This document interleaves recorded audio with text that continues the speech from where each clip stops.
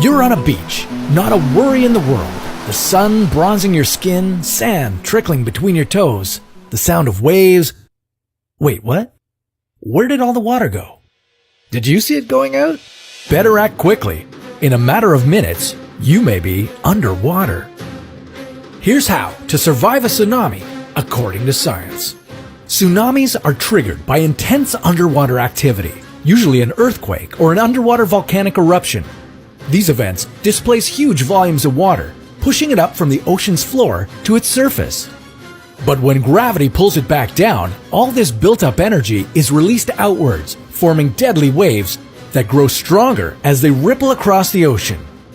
A tsunami's waves can be 100 kilometers long and sometimes taller than 30 meters. They can travel across whole oceans, moving at the speed of a jet airplane. So with such speed, strength, and stamina, how does anyone stand a chance? Even in a tsunami hazard zone, you can still survive if you know what to do. The first step to survival is to be able to identify the early signs of a tsunami. The Pacific Ocean is home to volatile tectonic activity, which explains why 75% of the world's volcanic eruptions and 90% of the world's earthquakes occur in the Pacific. These geological disturbances are the reason why 85% of all tsunamis happen in the Pacific Ocean. In most cases, an earthquake comes before a tsunami, so if you're near the coast and you experience an earthquake, protect yourself from that first. But once the shaking stops, move to higher ground as quickly as possible. The beach will grow bigger. Run the other way. An early sign of an impending tsunami is that the water along the coast will recede. It pulls back and exposes the seafloor. Do not go to the beach to investigate. You'll only be putting yourself at risk for when the water surges back. Instead, head in the opposite direction. Try to get as far as 3.5 kilometers from the ocean or 30 meters above sea level to ensure your safety. Get to the highest elevation possible. Tsunamis travel quickly, and you may not have enough time to clear the hazard zone. In this case, look for a tall building with a sturdy concrete foundation.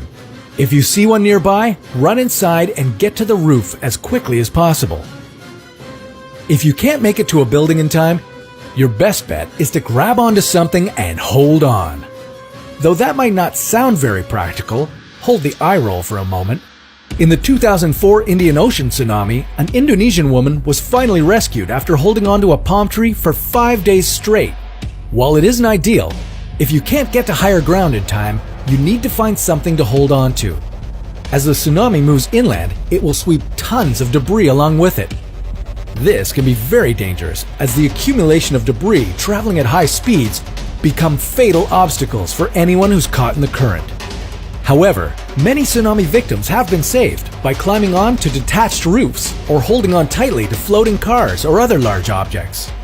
Of course, if you've made it this far, your troubles aren't over yet. A tsunami isn't one wave, but a series of waves known as a tsunami wave train. Waves may be anywhere from 5 minutes apart to an hour apart. And be aware that the first wave that hits isn't always the strongest. So even when you think it's over, stay where you're safe until you hear from local officials. It goes without saying, tsunamis are terrifying. And when a 30-meter wave is hurtling towards you at 800 kilometers per hour, you're probably feeling pretty helpless.